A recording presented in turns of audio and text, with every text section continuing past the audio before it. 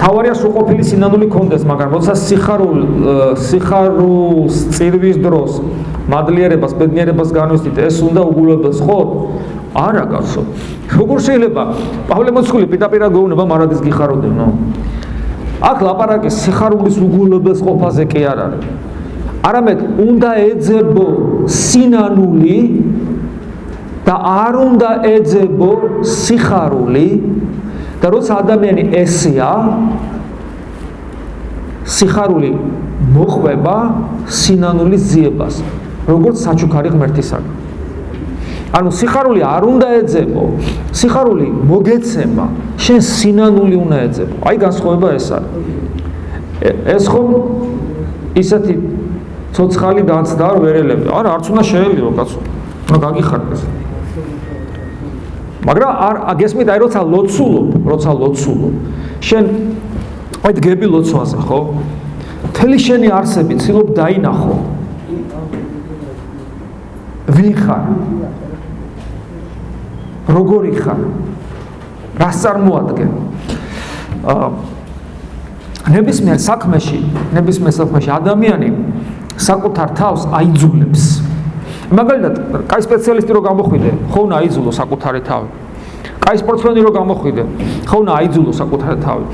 კალი კალიგრაფია რო გქონდეს, ხო უნდა აიძულო საკუთარი თავი.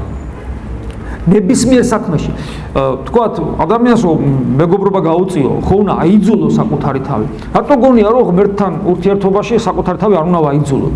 უნდა ვაიძულოთ. თუ მე მინდა რომ, თქვათ, ჩემში რაღაც არსებული ნიჭიერება, თქვათ, მე მაგ მუსიკის ნიჭი.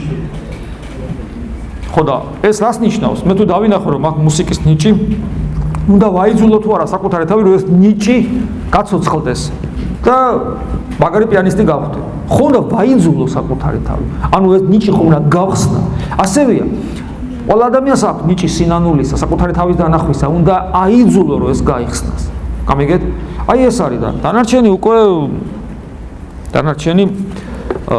გვეძლევა ღმერთისაგან როგორც იხარ. ამიტომ მე როცა ლოცვაზე ვდგები, აი ამას ვაკეთებ, იმიტომ რომ მე მართლაც ვარ ესეთი დამინახავს და ვეძებ და შეწყალებას თხოვ უფალს და შეუძლებელიც არის. ახლა წარმოედგინეთ, რომელიმე ჩვენთაგანი, აი ხლა აი აქ დიდება მის სახლესო უფალი გამოგვეცხადოს. აბა ათი, აი ესე დავდგებით და აბა გვიხაროდეს და წარმოგიდგენიათ რა მოხდებოდა. აი რო ვიხილოთ მაცხოვარი უცებ რო გამოგვედა. წარმოგიდგენია? იმ წამსვე მიხდებოდი ვინც ახარ? ესე. და ეს ხო ის რასაც ჩვენ ვკითხულობთ ეს ცარიელი სიტყვები ეს სიწმინდის რა სიდიადე სიწმინ რაღაცა ხო ამ დროს რა დროს ეს არის რომ აბა დავინახე და აბა გამახარე ახლა აბა გამახარე მედი გამახარე ეს ხო არა ჯანსაღი არა რეალური იქნებოდა ღმერთია კაცო ეს ის კი არა დირექტორი ან რექტორი ან პრეზიდენტი, ან პოლიციის ისა მუშაკი გაგაჩერებს ქუჩაში და ხანდახან იმის წინაშე ხო, აი მანქანას რომ დაარღვევ და მართლა თუ დაარღვევ და ჩაგიშტვეს და რომ მოგადგება, შეიძლება იმის წინაშე უფრო ესე იყო, ვიდრე ღმერთის წინაშე, ხო? აი დამნაშავეობის განცდა. ჩვენ რა არ ვღალატობთ ღმერთს არამარა, თუ ამას ვერ ხედავ, ეგ სხვა თემაა და სხვა პრობლემა. ამიტომ ეს დანარჩენი სიხარული ღმერთისგან მოდის. და როცა მოვა ეს სიხარული, აი იმის ფონზე, ეს დიდი ბედნიერება, ეს სიხარულია, საოცრება, მაგრამ ამავე დროს უნდა მოვიდეს ღმერთისაგან, თუ სწორედ გეხარ, სინანულის გაძლიერებაც, საკუთარი თავის უფრო მეტად დანახვაც, მგლოვარებაც და აქედან გამომდინარე გულის აჩვილებაც. ანუ შენ ცდილობ, მაგრამ ღმერთი იმასაც გაძლევს მე სინამდვილეში მთელი სისავსით.